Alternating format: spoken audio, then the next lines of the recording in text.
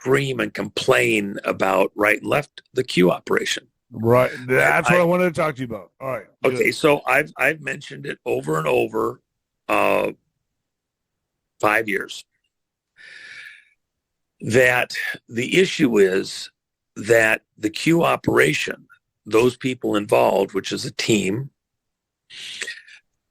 have been augmented long before you heard about this by artificial intelligence. And the artificial intelligence, a lot of people misunderstand it. And within the community, for a long time, I remember first hearing about it, 4 decades or more ago, commonly referred to as time travel. And we can plug everything in and visit the future and see how it's going to come out by dialing in different parameters, different data. And, of course, in the computer word, garbage in, garbage out. So if I dial in some garbage, I could end up with some really weird stuff.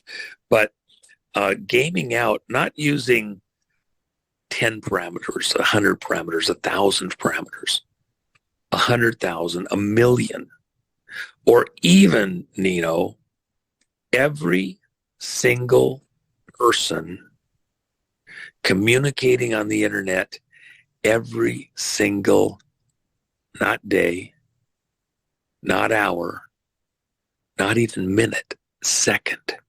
Imagine, for example, when 9/11 happened.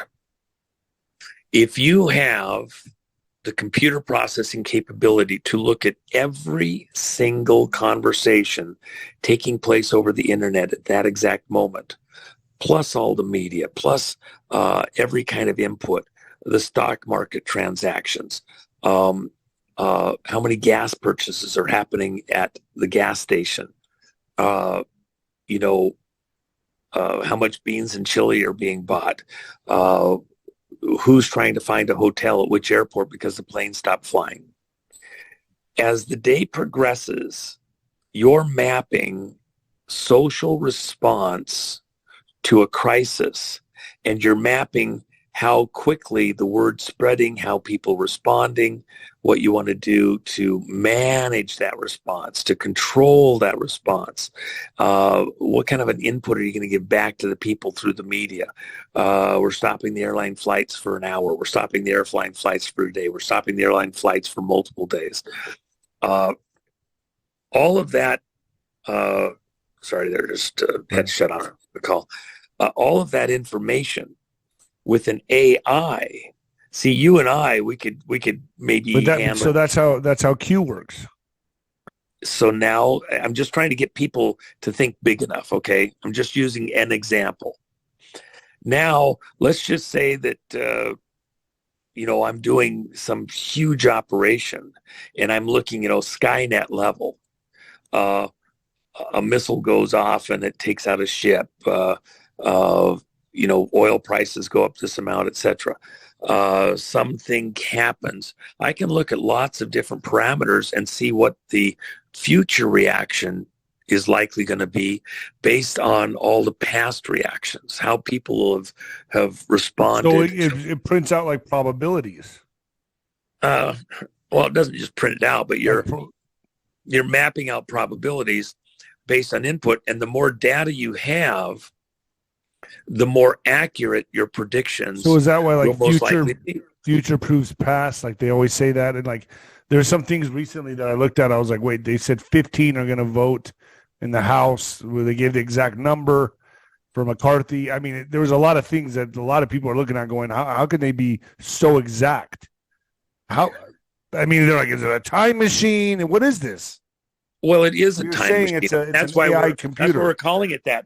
It's the ability to anticipate with greater and greater accuracy exactly where you've got strength or weakness, where the population and mass is. In a basic sense. For example, if you say Dow Jones average, stock market prices, what you're really doing is you're mapping social, public anticipation of what the future is going to be there, because it's future returns. You're saying this stock's going to go up because gas prices went down, so airline stocks are going to go up because it costs less to fly, and they're going to make more money because they're not going to change their ticket prices and blah, blah, blah. So that's a good investment. So the stock market price is a time travel machine. Yeah, you're anticipating what the future is. But how could Q be so exact in some of the things it said? I mean, I'm even baffled by it. So now, again, there is some things where you're managing in things, because when you've done this thing, you may have certain skeletal core things that must be a certain way. The muscles, the sinew can be a little distorted one way or the other, but the basic skeletal backbone features have got to be, they have to work a certain way. You have to have certain things, or this isn't going to come off. And in doing what you do, then you will say the features that I absolutely must have. I must have, for example, control of the House. I could have control of the presidency, doesn't matter. I could have control of the Justice Department, doesn't matter. I could have control of the Senate. Yeah, it's okay. What's the one place in government that I absolutely positively have to have control in order to get a later win with the investigations, everything else? House. Yeah. And that I can get people in the House. Why? Because the election's every 2 years. The Senate's more drawn out. You keep saying, do we have time? Is there going to be enough? That's why it's the fast turnover at the House, and we get control. We get the right people in place, and we get the investigations going the right way. Control. That's the stuff you learn to know what you absolutely must have. That was a must-have skeletal feature, and the other side didn't see that no matter what, with all the cheating, all the riffraff, everything else, we weren't going to not get control of the House under any circumstance, because a win was critical. Control of the House was critical to an end win in gaming it out within this programming, this AI programming, this analysis. There's other stuff where it's more squishy. What's the timing? You have multiple opportunities for the timing to go a certain way. Certain seasons when this can be pulled off, and other seasons when it's not going to work. You're pushing on a string. So you have a lot of things here. There's some things that are absolutely fixed and other things that aren't. And then there's red herrings. Everybody thinks that, a Trump arrest is going to change anything. It doesn't change a thing. It just keeps them bogged down trying to pursue a win where a win doesn't matter. Does it actually, at the end of the day, matter if Trump is somehow put into the presidency or about to win in 2024?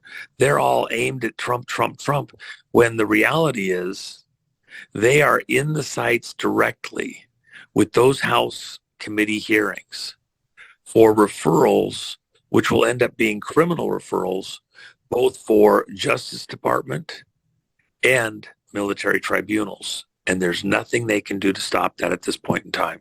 All right, Juanito, let's end it there. I know you got to get somewhere. You're leaving town right now, right? Yeah.